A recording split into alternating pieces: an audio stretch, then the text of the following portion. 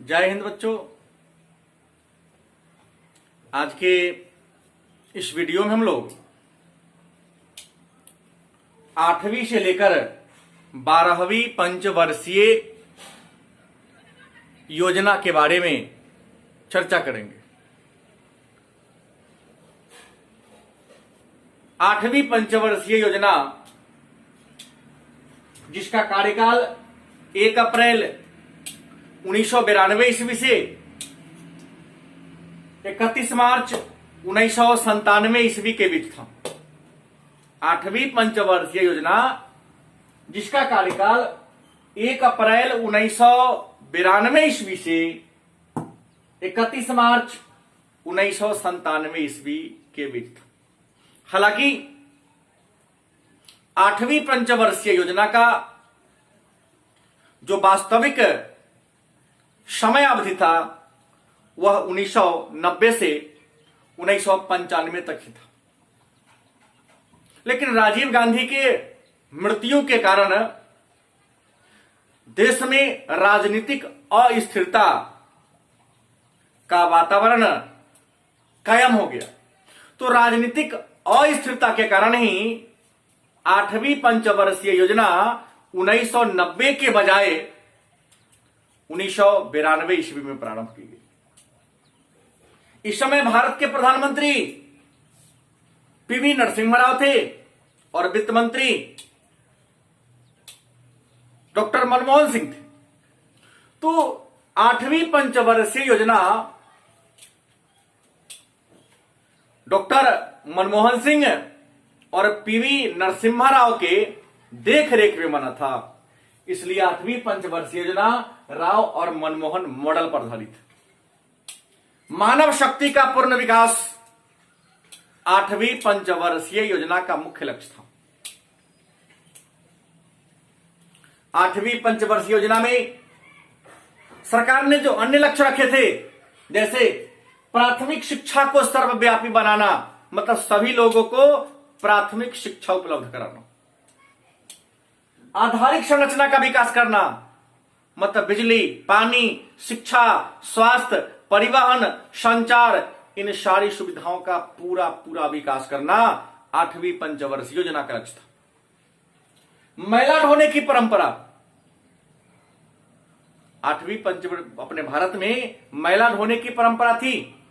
लोग मलमूत्र को अपने माथे पर रखकर घर से दूर फेंक आते थे। माननीय सुप्रीम कोर्ट ने इस पर प्रतिबंध लगाने का काम किया था।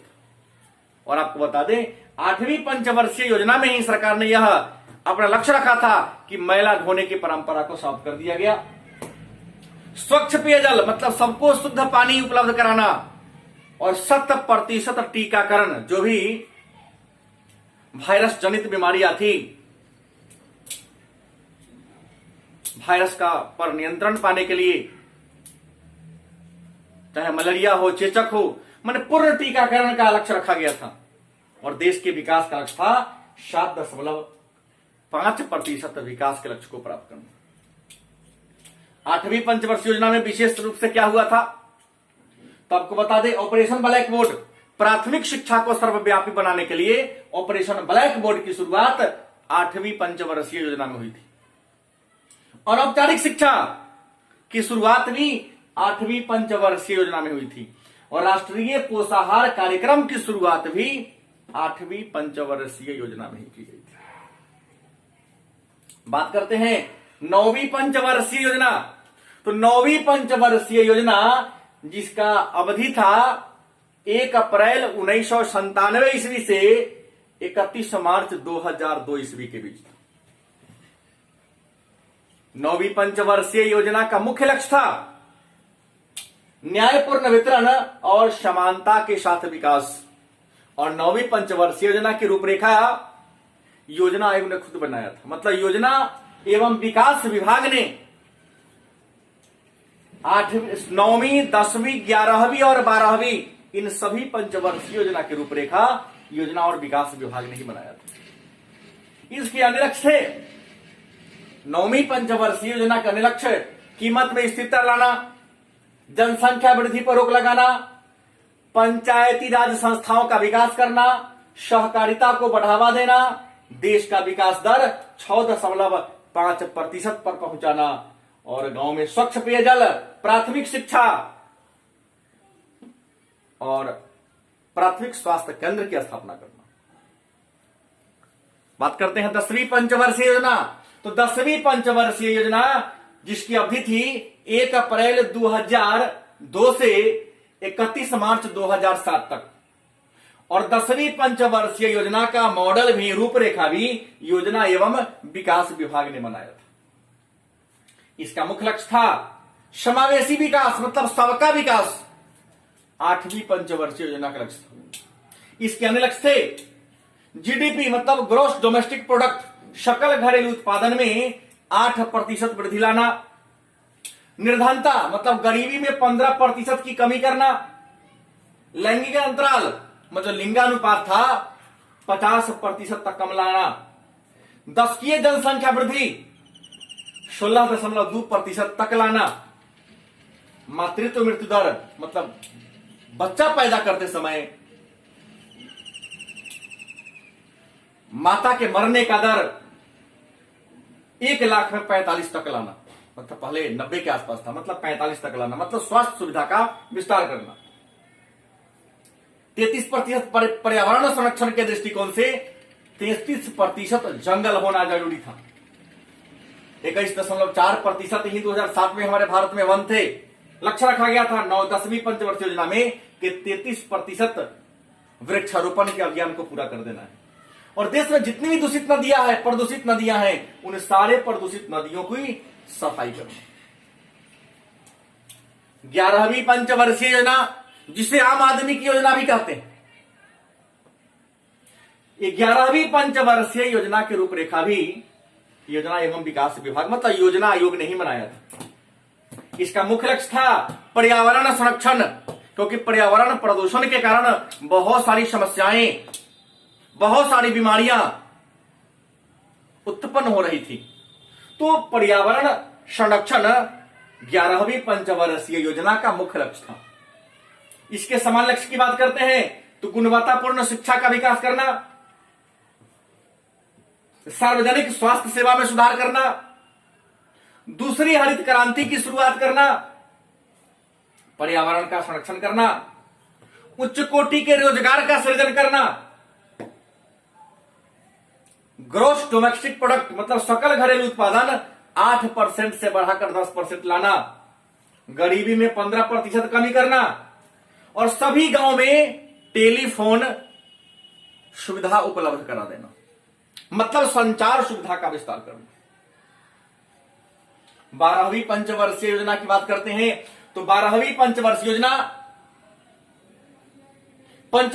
योजना के इतिहास में अंतिम योजना थी। 12वीं पंचवर्षीय योजना की अवधि थी 1 अप्रैल 2012 से 31 मार्च 2017, और 12वीं पंचवर्षीय योजना का मॉडल रूपरेखा योजना एवं विकास विभाग मतलब योजना आयोग ने बनाया था। इसका मुख्य लक्ष्य था 12वीं पंचवर्षीय योजना का मुख्य लक्ष्य तीव्र धारणीय और समावेशी विकास, तीव्र धारणीय और समावेशी विकास 12वीं पंचवर्षीय योजना का मुख्य लक्ष्य था। इसके अन्य लक्ष्य थे सकल घरेलू उत्पादन में 8% वृद्धि करना, कृषि में 4% वृद्धि करना, और विनिर्माण के क्षेत्र में 10% वृद्धि करना, गरीबी में 10% की कमी लाना, मृत्यु दर 25 प्रति हजार मतलब 1000 जन्म लेने वाले बच्चों में इस प्रकार के स्वास्थ्य सुविधा का विकास कर देना कि अधिक से अधिक 25 बच्चे की ही मृत्यु हो, लगभग 42 है अभी। मातृ मृत्यु दर 1 प्रति हजार तक लाना, सभी गांवों में बिजली की सुविधा उपलब्ध करा देना, सभी गांवों को 12 मासी सड़क से जोड़ देना ताकि आने जाने में किसी को दिक्कत ना हो। टेलीडेसिटी मतलब देश के 70% लोगों के हाथ में टेलीफोन या मोबाइल की सुविधा उपलब्ध करा देना, 90% देश के 90% परिवारों को बैंक से जोड़ना, ऊर्जा के नवीकरणीय संसाधनों का विकास करना, और सब्सिडी व्यक्ति को हाथ में न देकर डीबीटी योजना जो गैस सिलेंडर रखते हैं कि आपसे सरकार पहले पैसा पूर्ण ले लेती है और जितना सब्सिडी होता है आपके अकाउंट में, आपके बैंक के खाता में हस्तांतरित कर दी जाती है। इसकी शुरुआत भी, इसका लक्ष्य भी 12वीं पंचवर्षीय योजना में रखा गया था। तो ये रहा पंचवर्षीय योजना। और पंचवर्षीय योजना का लक्ष्य हम लोग कल के वीडियो में नीति आयोग के बारे में चर्चा करेंगे। धन्यवाद।